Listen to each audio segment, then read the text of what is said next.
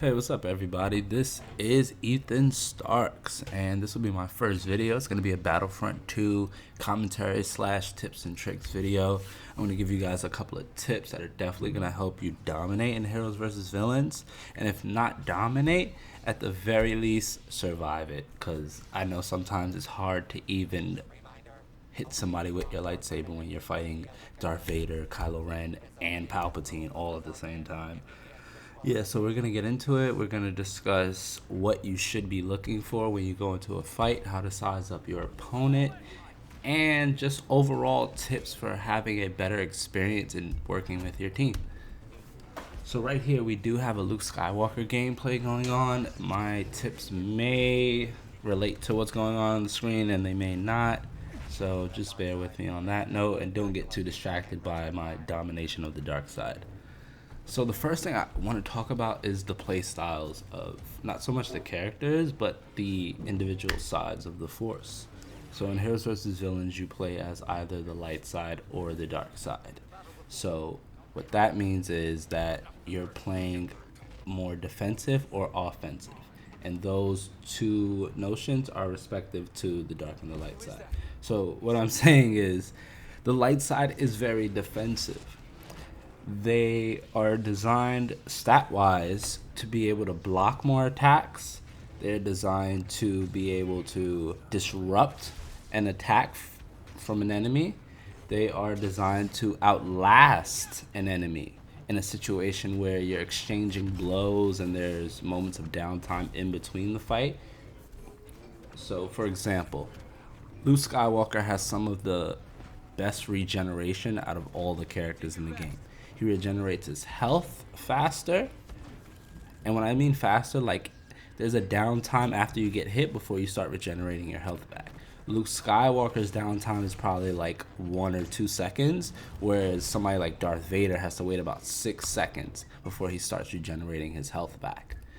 So with that in mind, when you're playing the light side, what you want to be doing is looking for openings. You don't want to try and create them with your own attacks. You don't want to rush into the enemy and try to cut them down because most of the time it's not going to work. There is one character I will say, and we all know who he is, that can run into an enemy team and unleash holy hell upon them. And that's Anakin Skywalker. But for everybody else, the other 3 people on the team, what you're going to be focusing on doing is providing support, keeping people off your damage dealers, which are usually your blaster heroes, and just trying to create openings, make them waste their stamina, and make them waste their abilities on you while you tank through them, and then you'll take them down, guaranteed. Now for the dark side, they're mainly offensive, which means that you're not that you can't play defense, that you can't play defensive, it's just not going to be to your benefit. Most of the dark side characters, Darth Maul, Kylo Ren, Darth Vader, the way their stats are set up is that they drain less stamina when they're attacking versus when they're defending. So I don't know if you guys have played as Kylo Ren before, or some of you who will be watching this definitely have played as Kylo Ren before, but if you pay attention, when he swings, it takes like a small fraction of stamina for each swing. But once he starts blocking, it takes double to triple the amount of stamina to block each and every attack. Meaning that you always want to be on the offensive. If you get pushed onto defense, you probably should just turn and run away, because your defense is not good enough to sustain for a long amount of time. Your defense is really designed to get you in a better position to go back on offense. So lots of times I see games where I'll be playing with a team and we'll do really good on the dark side because we're running down on the enemy, we're chasing them, we're pulling them away as they try to escape, and we're just cutting them down. Then we'll switch to the light side and people will try to play the light side the same way and it won't work out. And then I'll be stuck there blocking while my teammates are rushing in to attack a Darth Vader who just activated his special ability where he gets extra armor and he does even more damage. And then they get cut down, and then I'm stuck there now with my saber up in front of me facing 4 Darksiders. So yeah, just to sum it up, the light side is defensive and you want to wait for your openings to attack, and the dark side is offensive, so you want to create openings of attack, basically just by attacking. Now let's get into attacking and defending with a lightsaber. So when you're a dark side user and you see a light side user and they're blocking, the first thing I see a lot of people do is just start attacking their block. That is the single worst thing that you can do against a light side user. Why? Because a light side user, unless let's say it's Anakin Skywalker, will usually outlast your attacks. So you'll be attacking, wasting all this stamina. Then when you finish attacking and you run out of stamina and you can't block, they're going to be able to get off at least 2 to 3 attacks before you regenerate enough stamina to block one strike.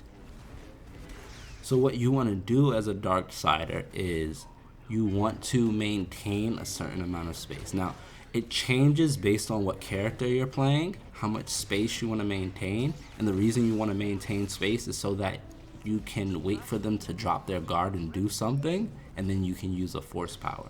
The dark side's force powers have great range. That's something I'll say for every character. They have great range on base without any star cards or anything. So you can get in, throw a couple of shots at a person, see if they open up their defense, then step back out and use a force power once they open up that defense. And most of the time it'll usually work. Now with the light side, what you want to do is you want to get in the dark sider's face. There's no light side Jedi that doesn't need to be relatively close to do their damage, except Anakin Skywalker. But Anakin Skywalker plays completely different from any other character in the game, so the rules for him don't apply. None of these rules apply to Anakin Skywalker, the chosen one, blah blah blah. Anywho, now as I mentioned before, the light side is very defensive, and there's something to gain from being that defensive.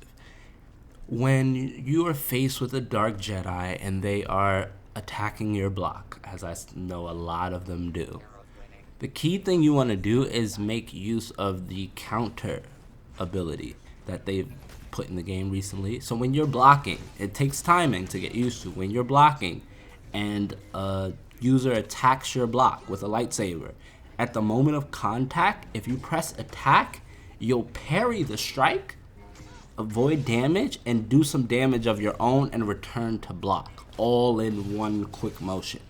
It takes some timing to get used to, and everybody's attack strings are different. Now, this is not an ability that is exclusive to the light side.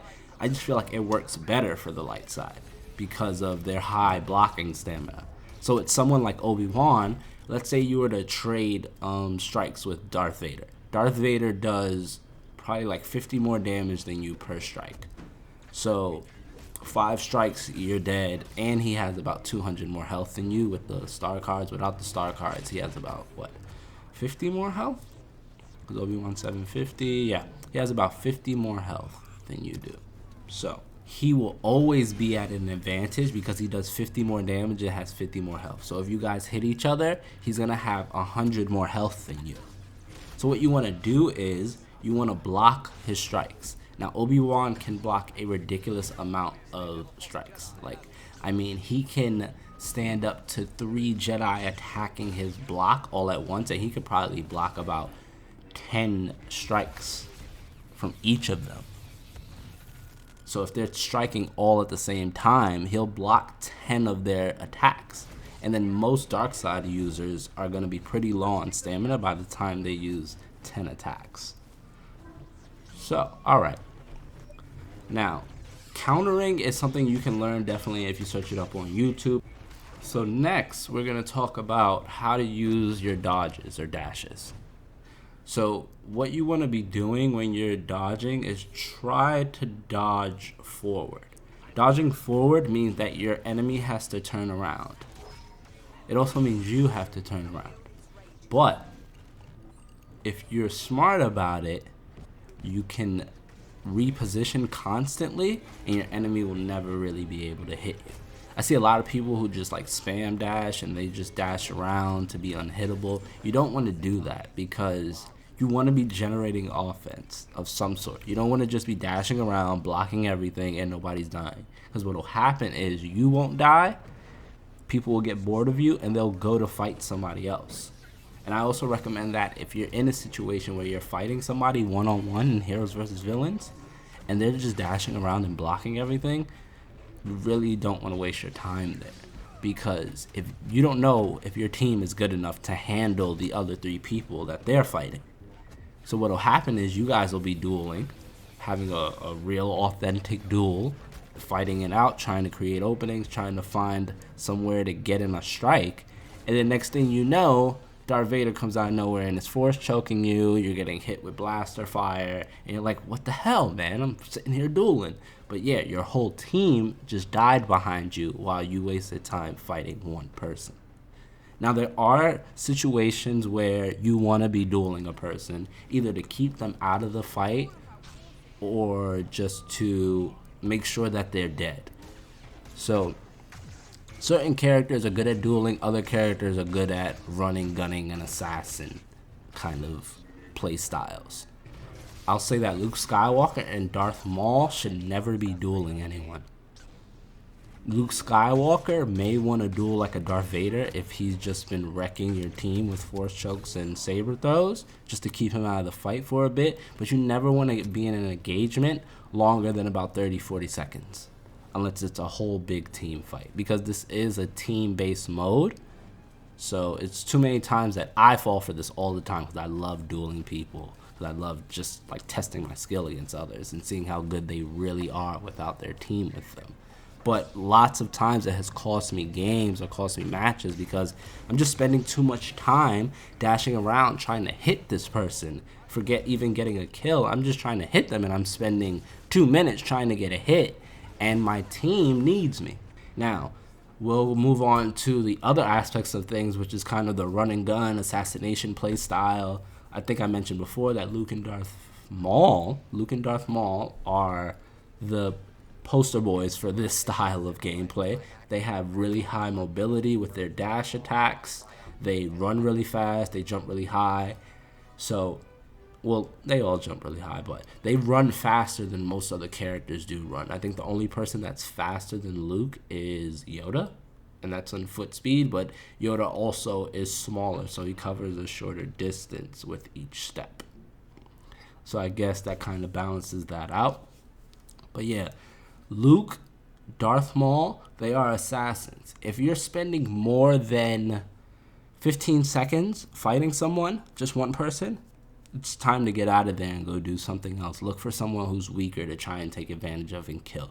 Look for the blaster heroes. The blaster heroes are the only ones you really want to spend time on as an assassin character because they are what I like to call glass cannon targets. They put out a lot of damage, but they can't take a lot of damage, and they have no real defense against force powers and lightsaber strikes. Sure, they have their 2 little rolls, but if you're patient and you just wait for them to come out of their roll, they have no defense once they come out of their roll until they do another roll. And their rolls do not come back as fast as saber user's dashes. Now, the other assassins, I'll say, are like pseudo-assassins because I mentioned them in the other role, but they can fill these roles as well. Like, they can do multiple different things. So Rey is great when you come up behind a group of people, hit them with the mind trick, and then run through them with your lightsaber rush and knock them to the floor. Guaranteed, if you can pull off a flank like that, the other team is dead. The other team is dead. Once they're mind tricked and on the ground, everybody else on your team just has to throw damage on them. Just start swinging your sabers like crazy. It does not matter. They are not going to survive it because their controls are going to be so messed up that they're not even going to know what to do. They're going to be panicking and they're going to want to block. So we've touched on assassins. We've touched on defense, offense, play styles. The last thing I want to talk about is environment. Your environment is very, very important in a duel because based on where you're standing and based on elevation and things like that, different things can happen. So let's say you're blocking, right? And you are standing on a rough terrain that's really lumpy. Every time that your elevation changes. Let's say you step on a little pebble and it makes you like elevate off the ground a little bit. Then you step back off that pebble to go to the ground. Every time you change your elevation, your block is automatically dropped because the game thinks that you're in the air. So what that means is that, like, when you jump, you can't block in the air. When you get thrown somewhere, you can't block in the air. So what that means is if you're fighting somebody on rocky terrain with a lot of different elevations, every time you get hit, every time you get hit with the lightsaber, every time you try to block and they swing into your block, it causes you to stagger back a little bit. So every time your feet reposition, you are changing your elevation and your guard is opening up without you wanting it to open up. So you can also use this to your advantage by pushing somebody onto a terrain like that and then just attacking them. Most of the time you won't even be able to recognize what's going on because it's happening so fast. So there's nothing wrong with, in a fight, deciding to change the location of the fight to better your circumstances. If you're fighting somebody, if you're fighting two people and you see you're on some rocky terrain, you can force push them then run, or you can dash around them so that they're on the rocky terrain then start attacking. But I think that I'm gonna cut it here because this is getting a little on the long side. So let's just call it quits for today. I'll be back with more videos. I'm thinking of doing some gameplay breakdowns. If this was helpful to you, definitely give me a like, subscribe even for more content, and I'll see you guys soon. Peace out.